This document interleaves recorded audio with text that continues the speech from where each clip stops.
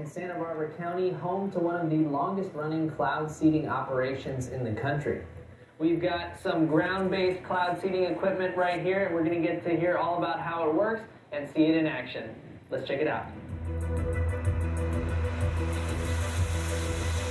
Cloud seeding is the most common type of weather modification, and it has many different techniques and applications.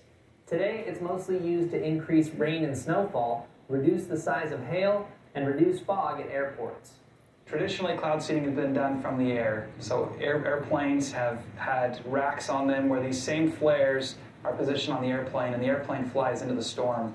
So in order to reduce the cost to the client and reduce our carbon footprint, we've been able to station these on the ground. Now we can do this in places where weather permits. Behind a barbed wire fence designed to keep away curious cattle, the cloud seeding gear awaits the right kind of weather.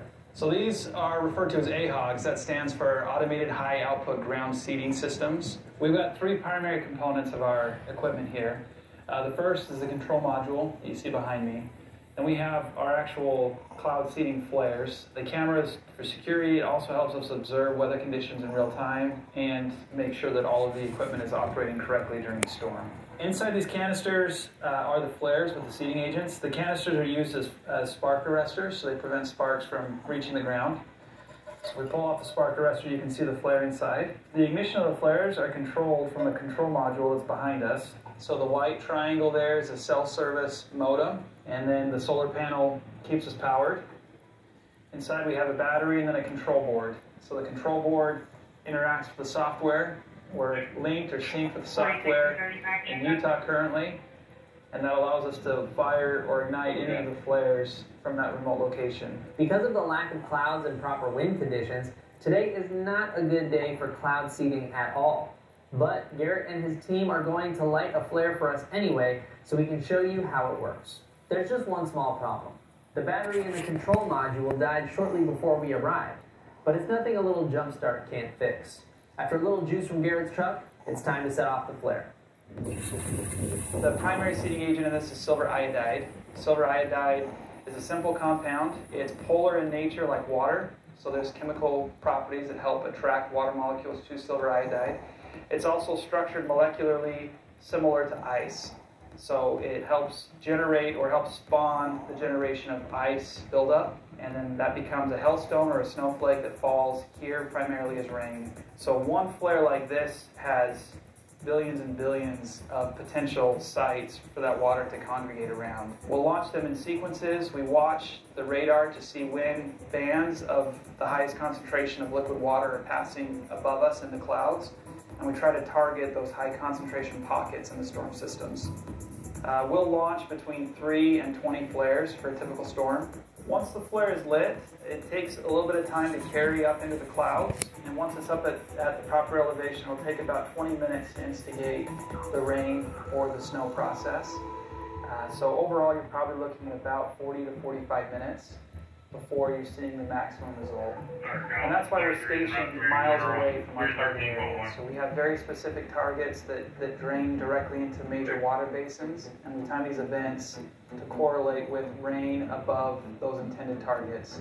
One of the biggest questions, or most common questions that we receive, relates to the safety of silver iodide. Silver is biologically inert, so it will not interact in a negative fashion with plant or animal life.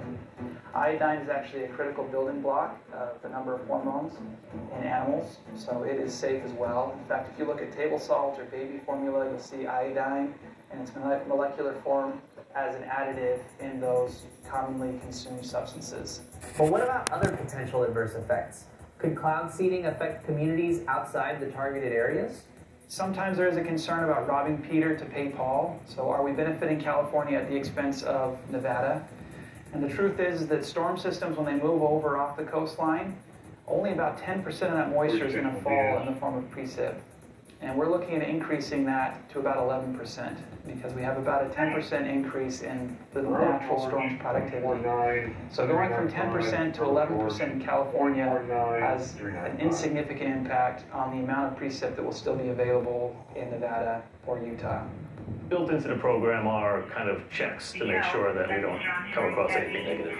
When there are high-intensity storms, we won't seed. If the reservoirs are full, we won't seed. If the rivers are flowing a lot, maybe near flood capacity, we won't seed. We hope that the conditions that exist right now will turn around and that we will not face the severity of droughts that we're facing, particularly this year. But a number of scientific articles are suggesting otherwise. And as we look into the future, we need to again consider conservation first. So the ability for us is to conserve how we use water and the ways that we store the water. And then layer on that efforts like weather modification and cloud seeding to help increase the rainfall that we do receive.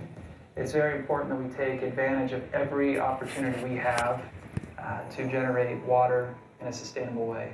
Anybody who's interested in learning more about cloud seeding, I've got links to scientific studies and official reports down in the description. Thank you so much for watching. Hope you enjoyed this video. Please like and subscribe for more.